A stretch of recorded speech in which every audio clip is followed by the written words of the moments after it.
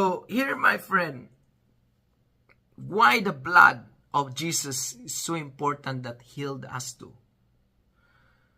With His blood, Jesus purchased our authority and deliverance and break the addiction, break spiritual bondages, and subdue the work of the enemy.